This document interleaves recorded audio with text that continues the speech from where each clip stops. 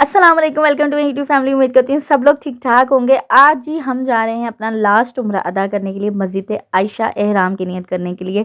तो ये हम जा रहे थे कुमड़ी की तरफ, जिन लोगों को पता होगा यहाँ पे एक कुमड़ी भी है जी, उसकी तरफ हम जा रहे थे क्योंकि हमारा ड्राइवर वहाँ पे खड़ा हुआ था। उसने हमें फ़ोन कर दिया था कि आप लोग बाहर की तरफ आ जाए। तो यहाँ पे जी हमने करवाई थी कैब बुक और इसमें हम लोग बैठ के जा रहे हैं मस्जिद आयशा। और आज हमारा मक्के में लास्ट डे है। उफ़, ये आज का व्लॉग मेरे लिए बहुत भारी व्लॉग है क्योंकि मैं जब एडिट करने बैठी हूँ ना, मैं जब भी बड़ा रोई हूँ और अब जब मैं इसमें वॉइस ओवर डाल रही हूँ तो मैं रोऊंगी, तो बर्दाश्त कर लीजिएगा थोड़ा सा क्योंकि ये हम इसी व्लॉग में ना मक्के से कैसे पाकिस्तान वापस आ जाएंगे ना। उफ, मैं कहती हूँ दिल टुट्स पुट्स के 100 टोटों में हुआ है आज तक मेरा ना। तो ये जी मस्जिद आयशा है, हम लोग मस्जिद आयशा पहुँच गए थे। अच्छा, मस्जिद आयशा हम जितनी भी दफ़ा आए हैं ना अब तक इसकी नियत करने के लिए उम्रे की, दिन के टाइम आया तो ये हमें रात का मंजर बहुत खूबसूरत लग रहा था। मैं कहती अच्छा इतनी खूबसूरत मस्जिद है, सारी मस्जिद वाइट है और वाइट लाइटिंग हुई हुई है, तो इंतहाई खूबसूरत मंजर था यहाँ पे ना। तो यहाँ से हमने करनी है अपनी उम्रे की नियत। अच्छा, हमने रात का उम्रा इसलिए प्रेफर किया है कि हमने सारी नमाज़ें अदा कर ली। इशा के बाद हम लोग आए हैं मस्जिद कुबा ताकि हम उम्रा करेंगे और सुबह ज़ोहर के बाद हमारी यहाँ से वापसी हो जाएगी।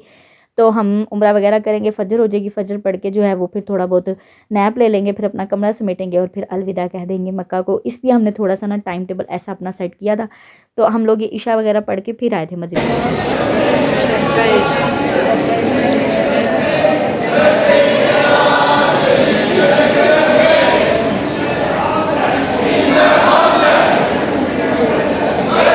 यहाँ पे ना ग्रुप्स की सूरत में इस तरह जो है ना लब्बैक अल्लाहुम्मा लब्बैक, यानी कि जब आप लोग उम्रे का एहराम बांध लेते हैं तो आपको कंटिन्यूसली यही पढ़ना होता है जब तक आप खाना काबा के सामने जाकर नहीं खड़े हो जाते।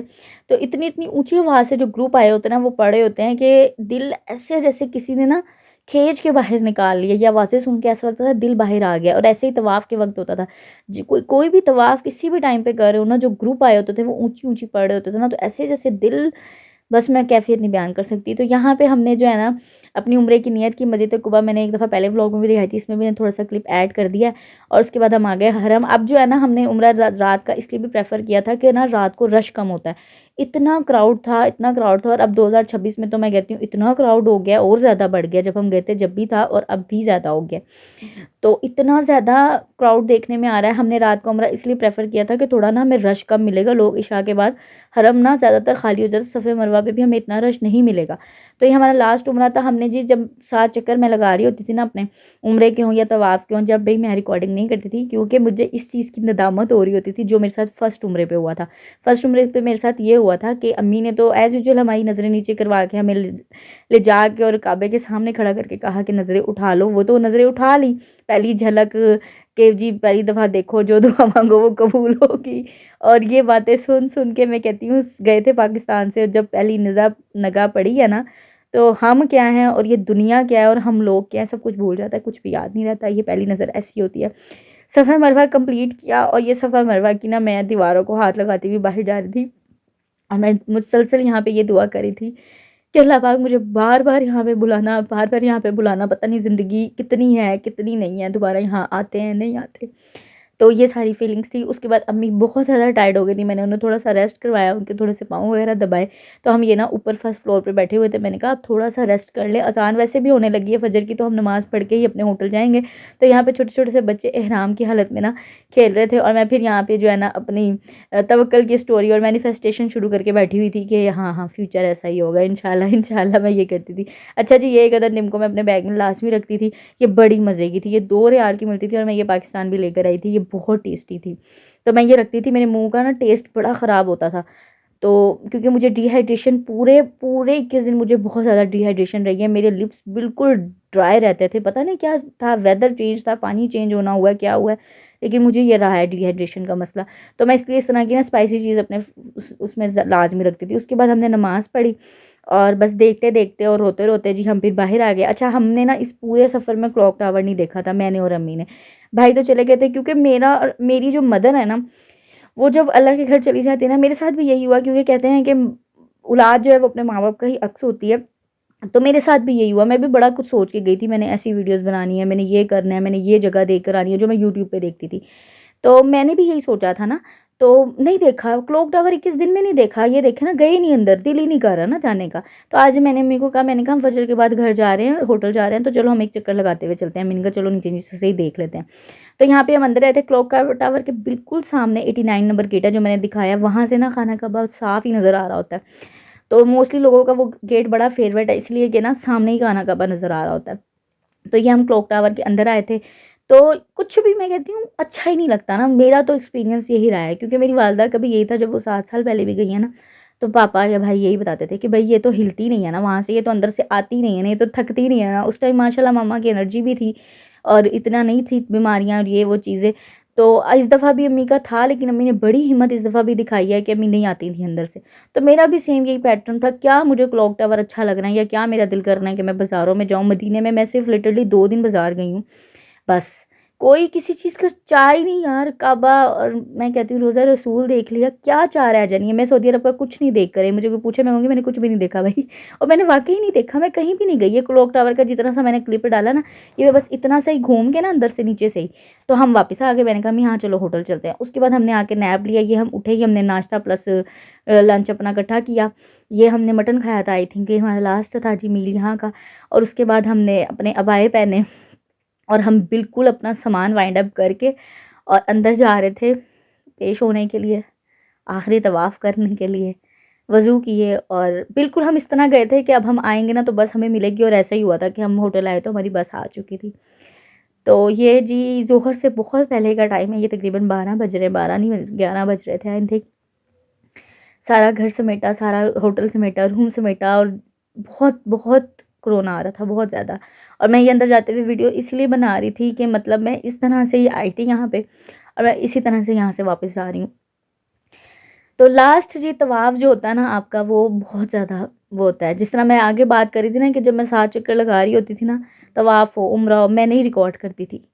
میں نے کبھی ریکارڈ نہیں کیا طواف. ہاں میں نے دروازے پہ کھڑے ہو کے 1-2 ویڈیوز بنائی ہیں, لیکن میں ریکارڈ, مجھے ندامت سے ساری نظریں نہیں اٹھتی تھی. میں نے جب اپنی زندگی کا پہلا عمرہ کیا نا, تو میں نظریں نہیں اٹھائی. میں نے 3-4 کرنے کے بعد جو ہے نا, مطلب 3-4 دفعہ گھوم کے چکر لگا کے پھر میں نے ہلکی ہلکی سی نظریں اٹھا کے دیکھی تھی کہ اچھا اللہ تعالیٰ کا گھر ہے اور ہم اللہ تعالیٰ کے گھر کے گرد گھوم رہے ہیں. میری لٹرلی لاسٹ ڈے پہ بھی سیم یہی کیفیت تھی.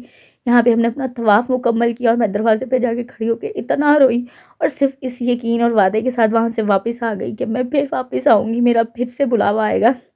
سوری میں تھوڑا سا ایموشنل ہو رہی ہوں. اور آخری دفعہ جی کعبے کے سامنے آب زمزم پیا. اور یہ جی لاسٹ وہ کچھ مومنٹس ہیں جو میں ریکارڈ کری تھی باہر نکلتے ہوئے, کہ ایسے بس چھوٹ گیا سارا کچھ ہی. اللہ تعالیٰ آپ کی, میری, ہم سب کی شارک سے بھی زیادہ قریب ہے. ایسا نہیں ہے کہ اللہ تعالیٰ صرف وہیں پہ ہی ہیں اور یہاں پہ نہیں ہے جہاں ہم آج پاکستان میں اپنے گھر میں ایک کمرے میں بیٹھے ہوئے ہیں, آج بھی ہیں. لیکن جو اس جگہ کا سکون تھا نا, وہ سکون میں بہت سالوں سے اس سکون کے لیے تڑپ رہی تھی, بہت سالوں سے. میں اگر یہ کہوں نا کہ میں بچپن سے اس سکون کے لیے تڑپ رہی تھی تو یہ جھوٹ نہیں ہوگا. جو سکون مجھے اللہ تعالیٰ آج بھی میرے ساتھ ہے, ہر وقت ہر کسی کے ساتھ ہے, شارک سے بھی زیادہ قریب ہے. قرآن پاک میں اللہ تعالیٰ نے کہا یہ اب ہوٹل آ گئے تھے واپس, اور یہ ہماری جو ہے نا وہ عصر کی نماز ہے جو ہم سن رہے تھے ہوٹل پہ.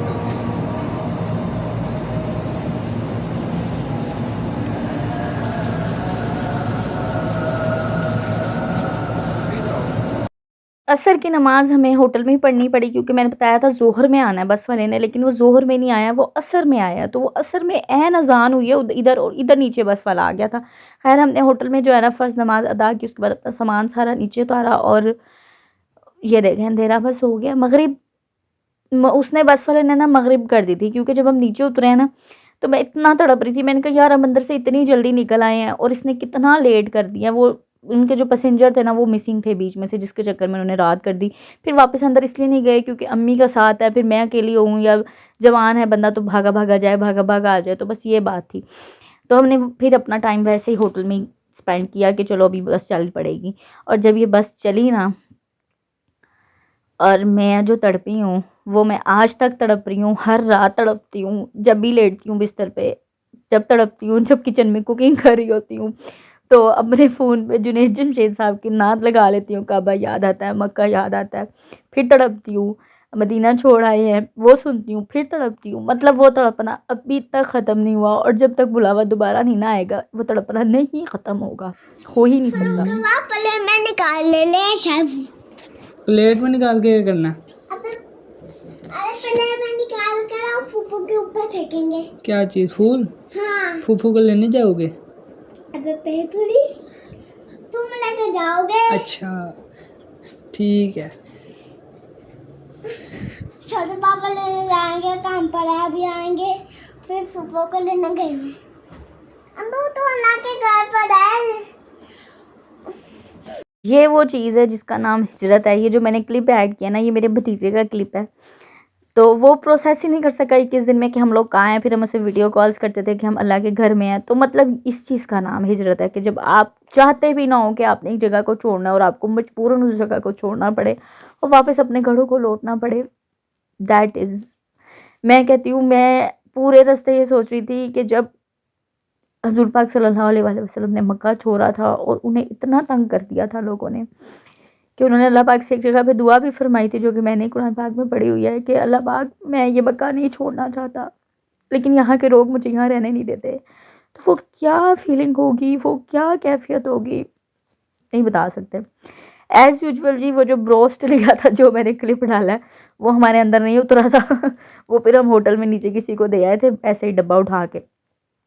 تو یہاں پہ جی پیزا ہم نے ڈومینوز سے لیا ہوٹل اس پہ ایئرپورٹ پہ، کیونکہ ہمیں بس والا تو وہاں سے بھی لیٹ کر کر آیا اور یہاں پہ ہماری فلائٹ میں بھی کافی ٹائم تھا، اور یہ فلائٹ زندگی کی ہمیں کہاں سے کہاں لے آئی۔ یہی ایک جہاز جو دیکھ رہے ہیں آپ، یہی میں پاکستان کے ایئرپورٹ سے دیکھ رہی تھی کہ یہ ہمیں اللہ کے گھر لے کر جائے گا، اور یہاں پہ میں کھڑی یہ سوچ رہی تھی کہ ہمیں واپس انہی زندگی کی الجھنوں میں واپس لے کے جانے لگا ہے۔ 21 دن میں وہ لڑکی ہوں کہ مجھے 21 دن میں اپنے گھر یاد نہیں آیا، اور میں وہی لڑکی ہوں جو کبھی ایک رات بھی اپنے گھر سے دور نہیں رہی، اور اس 21 دن میں مجھے لٹرلی وہ گھر یاد نہیں آیا۔ مجھے نہیں خیال آیا پیچھے کوئی، یہاں پاپا کا فون آتا تھا، بھابھی بھائی بچوں کا، تو کہاں پہ ہو، یہ وہ بات کر رہے ہیں، نارمل ہے، یاد نہیں آنی گھر کی، گھر نہیں یاد آ رہا، پاکستان نہیں یاد آ رہا، کیونکہ وہ سکون، وہ جو میں نے بات کی ہے نا پیچھے کہ وہ سکون کہیں بھی نہیں ملا جس سکون کے لیے تڑپ گئے تھے، اور شاید تڑپ اس لیول پہ پہنچ گئی تھی کہ میں موذاتی طور پہ اللہ کے گھر گئی ہوں، جیسے میں نے آپ لوگوں کو شروع فرسٹ ولاگ میں بتایا کہ میرا جو جانا تھا وہ ان پلانڈ تھا،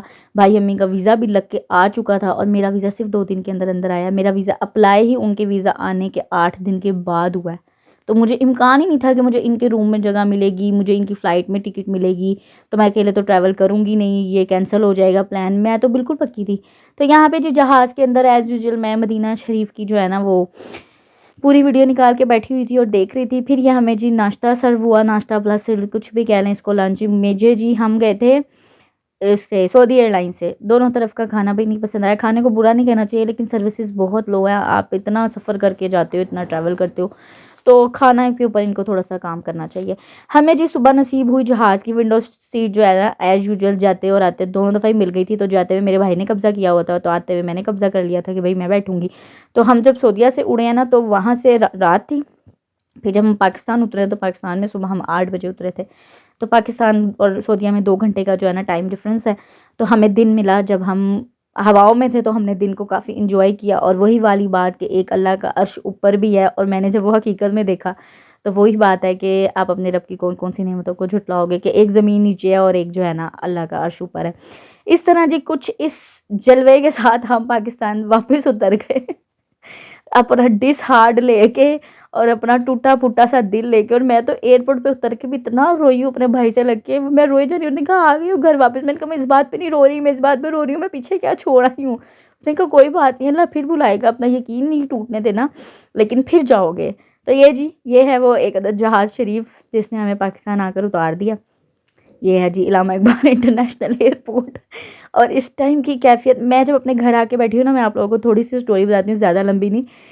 جب میں اپنے گھر اپنے روم میں بیٹھی ہوں، آئے ہیں ہم نیچے، ہم بیٹھے ہیں، تو میں کہہ رہی ہوں یہ کس کا گھر ہے، مطلب ایسے فیڈ سارا کچھ ہی فیڈ، اور ہمارے روم میں نا نیچے والے روم میں ایک سنری لگی ہوئی ہے جس پہ خانہ کعبہ اور روزہ رسول ہے، تو میں امی کو صرف اتنا کہا، میں نے کہا امی میں ابھی کچھ گھنٹے پہلے یہاں دروازے کے پاس کھڑی ہوئی تھی اور میں اب کہاں آ گئی ہوں، بس میں نے یہ لفظ بولے ہیں تو جو امی رونا شروع ہوئی ہے اور میں رونا شروع ہوئی، اور گھر میں جتنے بھی لوگ ہمیں لینے آئے ہوئے تھے سب تھے، جو سارے رونا شروع ہوئے۔ میں نے کہا ابھی کچھ گھنٹے پہلے میں دروازے کے سامنے کھڑی تھی اور ابھی کچھ گھنٹے بعد میں کہاں آ گئی ہوں.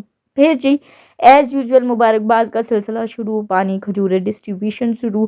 لوگ کہتے ہیں جی مبارک ہو آپ عمرہ کر کے آئے ہیں، اور دل کہہ رہا ہوتا ہے کہ بھئی ہم سے نہ پوچھیں ہم کیا چھوڑ آئے ہیں، نہ پوچھیں کہ ہم پیچھے کیا چیز چھوڑ آئے ہیں.